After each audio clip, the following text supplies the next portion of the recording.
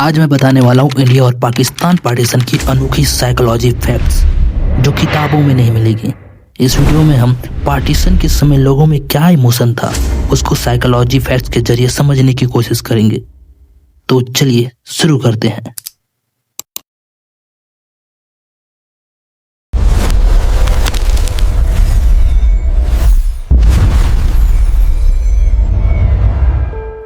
एक समय था जब हमारा त्यौहार एक था और हमारा दुश्मन भी एक था। मुगलों के दरबार में दिवाली जश्न चिराग थी और होली ईद गुलाबी। हमारा दिमाग इंसान देखता था, धर्म नहीं। जब दो समुदाय सदियों तक साथ रहते हैं तो उनका दिमाग एक शेयर आइडेंटिटी बना लेता है। इसे कहते हैं साइकोलॉजी में सोशल इंटीग्रेशन। हम एक दूसरे के लिए खतरा नहीं बल्कि सहारा थे। 1857 आज़ादी की वो पहली लड़ाई। 1857 की एक चिंगारी जहां सैनिकों को दी गई नई एनफील्ड राइफल के कारतूस जिसमें गाय और सुअर की चर्बी होने की खबर फैली। इसने दो समुदाय जो साथ थे, हिंदू और मुस्लिम, उनके धार्मिक भावनाओं को ठेस पहुंचाई। वहीं लॉर्ड डलहौजी जो उस समय गवर्नर जनरल ऑफ इंडिया थे, जिसने हड़प नीति के तहत झांसी, सतरा और नागपुर जैसे रियासतों को ब्रिटिश साम्राज्य में मिला लिया था। भारी लगान, किसानों के ऊपर शोषण और सैनिकों में भेदभाव, इन सब कारण से अंग्रेजों के खिलाफ विद्रोह प्रदर्शन हुआ और दोनों समुदाय हिंदू और मुस्लिम मिलकर 1857 में अंग्रेजों के खिलाफ युद्ध लड़े। यह देखकर अंग्रेज डर गए। उन्होंने समझ लिया कि अगर शेयर आइडेंटिटी ना टूटी तो उसका ब्रिटिश राज टूट जाएगा। धीरे धीरे अंग्रेजों ने हिंदू और मुस्लिम के बीच नफरत के बीज बोना शुरू कर दिए। उन्होंने लोगों के दिमाग में रिसोर्स स्कैरिसिटी का डर डाला, यानी उनको यह एहसास दिलाया गया कि अगर एक को कुछ मिला, मतलब हिंदू और मुस्लिम समुदाय में से किसी एक को कुछ मिला तो दूसरे का नुकसान होगा। यहीं से उन्होंने अपने पॉलिटिक्स चाल में साइकोलॉजी वेपन का इस्तेमाल करना शुरू किया, डिवाइड एंड रूल। ब्रिटिश का यह प्लान कामयाब रहा।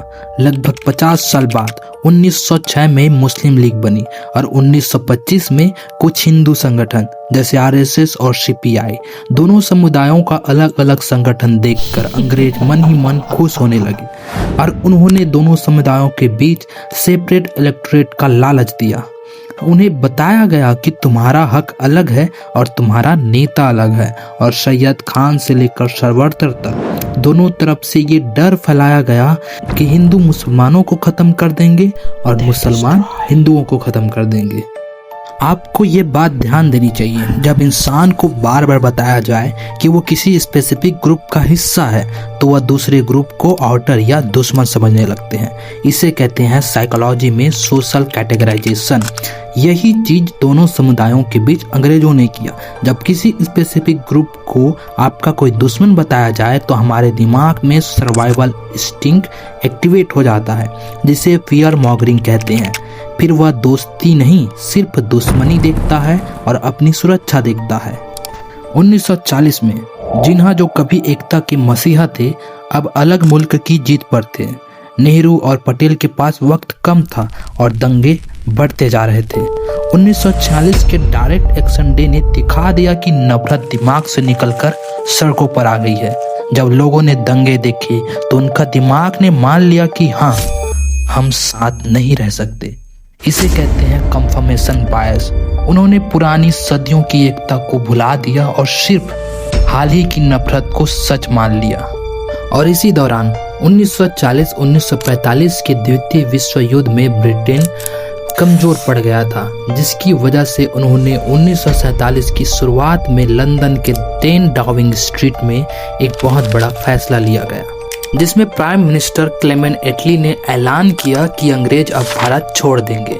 मगर कैसे? इसका जिम्मा दिया गया लॉर्ड लुइस माउंटबेटन को।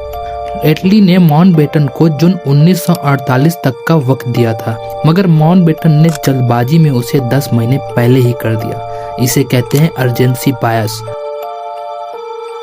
जब फैसले जल्दबाजी में ले जाते हैं तो इंसानों की जान की कोई कीमत नहीं होती। माउंटबेटन ने यही किया। उनके आते ही डिवाइड एंड रूल को आखिरी रोक दिया। उन्होंने देखा कि जिन्हा की जीत और कांग्रेस की थकावट के बीच बस एक ही रास्ता है और वो है बंटवारा। उनका मकसद सिर्फ ब्रिटिश एग्जिट था, चाहे पीछे लाशों की ढेर क्यों न बिछ जाए।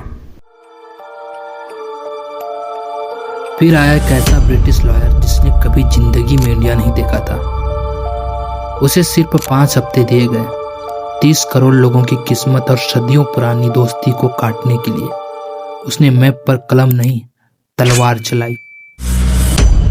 रेड क्लिफ ने पंजाब और बंगाल को बीच से चीर दिया। एक ही पल में एक खेत भारत में था और उसका किसान का घर पाकिस्तान में। जब आप लोगों को सिर्फ नंबर्स और मैप की तरह देखते हैं तो उनका दर्द आपको महसूस नहीं होता।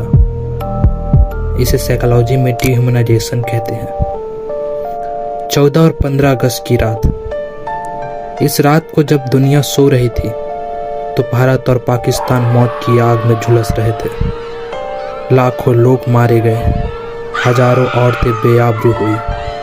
मैं पूछता हूं क्यों?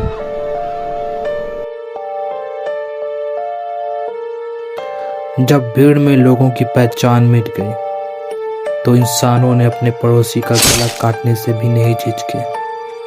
वह भीड़ नहीं, एक साइकोलॉजिकल मॉन्स्टर था जो सबको नफरत की आग में झुलसा रहा था।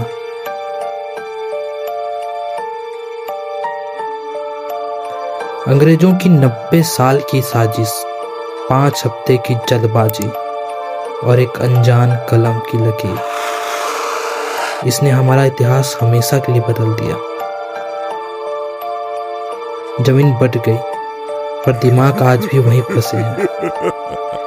इतिहास हमें बताता है कि नफरत खींची नहीं जाती, बोई जाती है।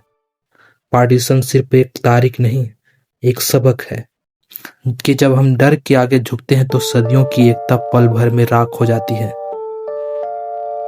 लकीरें जमीन पर हो तो देश बनते हैं, मगर दिमाग में हो तो सिर्फ नफरत, जो कि आज भी हमारे जहन में जिंदा है, भारत और पाकिस्तान के लोगों में। उम्मीद करता हूं तुम्हें यह वीडियो पसंद आई। ऐसी और वीडियो देखने के लिए सब्सक्राइब कीजिए।